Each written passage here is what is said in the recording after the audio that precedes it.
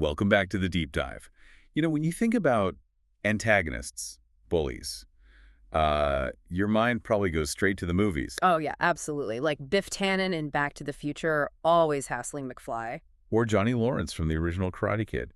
Maybe Regina George from Mean Girls, if that's more your era. And it's not just fiction, is it? I mean, bullying, it's this, ancient human thing. You see it everywhere. Sure. Taylor Swift even wrote a song, Mean, about it. Right, and there's serious work, too, like Michael Kruger's book, Bully Pulpit, looking at spiritual abuse. It's a deep-seated issue.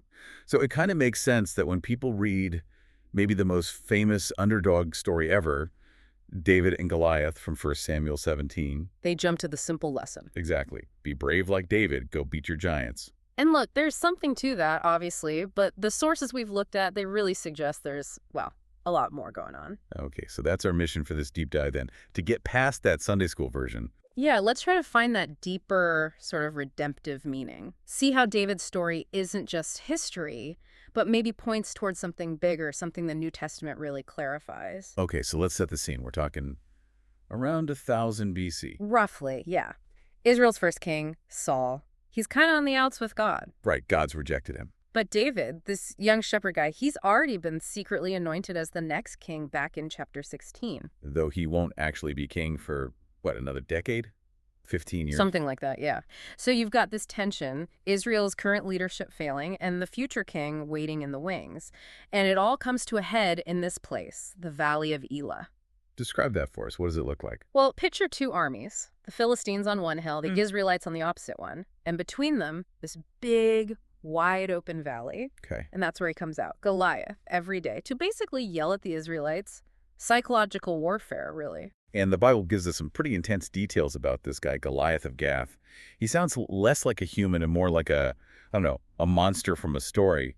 Well, one source calls him the ultimate bully, and the specs back that up. His height, 6 cubits and a span. Which is how tall? Taller than the tallest guy in modern recorded history, Robert Hadlow.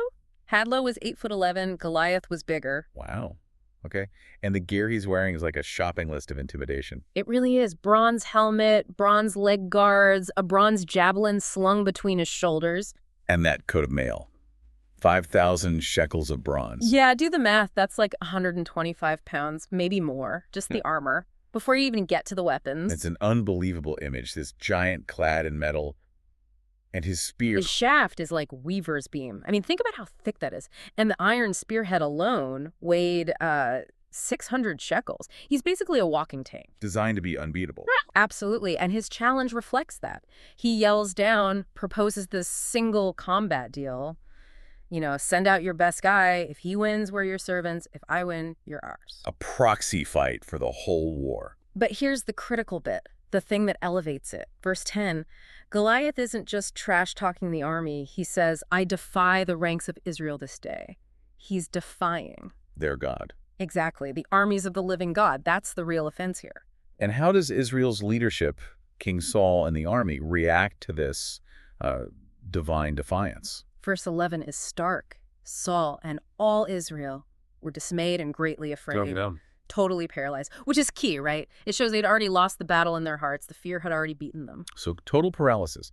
They need a champion, but nobody steps up. And then onto this scene of fear walks. Yeah. David, what's he even doing there? He's not a soldier. Not at all. He's the youngest son of Jesse from Bethlehem. He's basically like the door dasher of his day. Yeah, his dad sent him to the front lines to bring bread and cheese to his older brothers, the actual soldiers, and check how they were doing. Running errands. A kid delivering snacks, and he hears Goliath's taunts. And that's when he speaks up. And what gets me is his first words aren't, I'll fight him or something macho. No, it's immediately theological, isn't it? Yeah. He asks, who is this uncircumcised Philistine that he should defy the armies of the living God? His first concern is God's reputation. It's personal for him. This giant isn't just insulting Israel. He's insulting David's God, the God he has a relationship with. So he goes to Saul, says, hey, don't worry about this guy. I got this. And Saul's reaction is pretty much what you'd expect. Yeah, basically laughs him off. You can't fight him. You're just a kid. He's been a warrior since he was young. But David pushes back. And his argument isn't about how strong he is. It's about his history. Exactly. He brings up his resume, you could say, protecting his father's sheep. He says he fought off lions and bears. And that detail about catching one by his beard? That's wild. It is. But notice where he grounds his confidence. He tells Saul, verse 37, "The Lord who delivered me from the paw of the lion and from the paw of the bear will deliver me from the hand of this Philistine." Oh, okay. So he's looking back to look forward. Precisely. That's the crucial insight for us, I think. His faith isn't based on how brave he feels in the moment. It's based on the object of his faith, God, and God's proven track record of saving him in the past. Okay, so he convinces Saul, but then refuses the king's armor.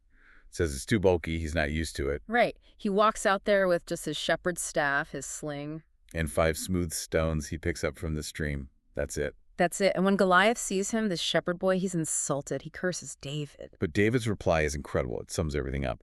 You come to me with a sword and with a spear and with a javelin. But I come to you in the name of the Lord of hosts, the God of the armies of Israel, whom you have defied. And he even states his goal. And it's way bigger than just winning a duel. Yeah, he says this is happening, that all the earth may know that there is a God in Israel. And that all this assembly may know that the Lord saves not with sword and spear, for the battle is the Lord's. Wow. And then, action. David runs towards Goliath, no hesitation, takes out his sling. One stone. One stone hits Goliath right on the forehead. The stone sinks in, and the giant just collapses, face down. Instant victory. God using the totally unexpected, the unlikely kid with a sling. It's an amazing moment. God secures the win for his terrified people through the least likely means. Okay, it's a fantastic story, thrilling.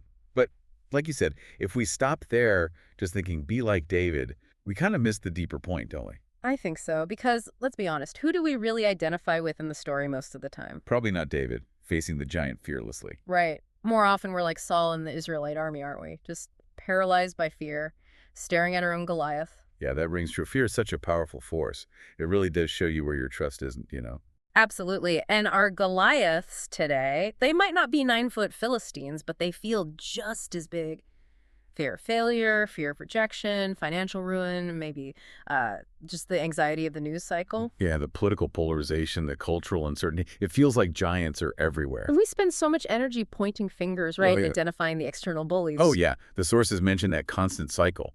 People on the right saying the left is the problem, people on the left saying the right is the problem. The bully is always out there. Someone else. Always someone else. But the gospel message, it sort of flips the script on us, doesn't it? It forces us to look inward. You're talking about that line. Yeah. Wasn't it a Russian author? Yeah, Alexander Solzhenitsyn. The line dividing good and evil cuts through the heart of every human being. Oof. Yeah. So maybe the really tough news here, the bad news part of the gospel, is that the biggest giant we face, it's internal. In a way, we are the problem. We're Goliath. We're the bully needing rescue from ourselves.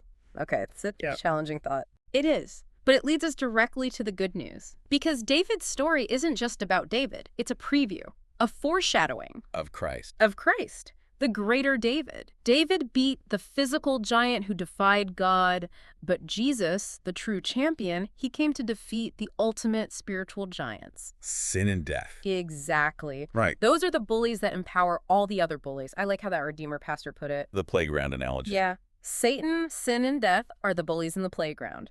Jesus walked into the playground and defeated the bully through sacrificial love. That really shifts the focus. It means the pressure isn't on us to be David anymore. Not at all. Think about it. When David won, who got the victory? The whole army. Yeah. All of Israel. Even though they just stood there scared. Right. They didn't lift a finger, but David's victory was their victory. And you're saying Christ's victory is like that for us. That's the heart of it. His win over sin and death on the cross, it's credited to us. It's our victory, secured entirely by him. He stood in the gap for us. Okay, but then why does life still feel like such a struggle sometimes? Why doesn't that victory always feel complete? We still face fear, temptation. Yeah, and that's where that D-Day analogy is so helpful, I find. Right, explain that again. D-Day, June 6, 1944. The Allies land in Normandy. And that landing, particularly securing places like Omaha Beach, even though it was incredibly costly, it fundamentally sealed the Nazis' fate, right? Yeah. The decisive battle was won. Defeat was inevitable for them. Okay, got it. The turning point. But the war didn't end that day.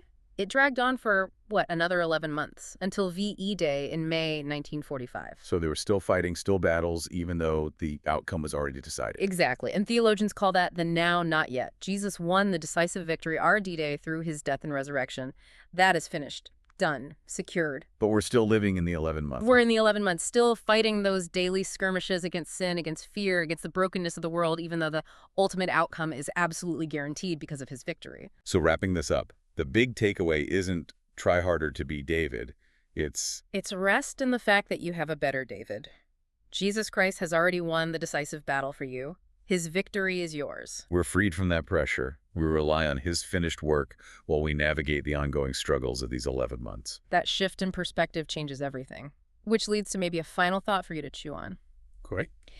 If David looked back at God's past, rescues the lion, the bear, to find courage for Goliath, how does actively remembering and resting in Christ's already won, totally decisive D-Day victory change how you face the battles, the fears, the Goliaths in your own 11 months? How does knowing the war is already won change how you fight the daily battles? Exactly. Something to think about.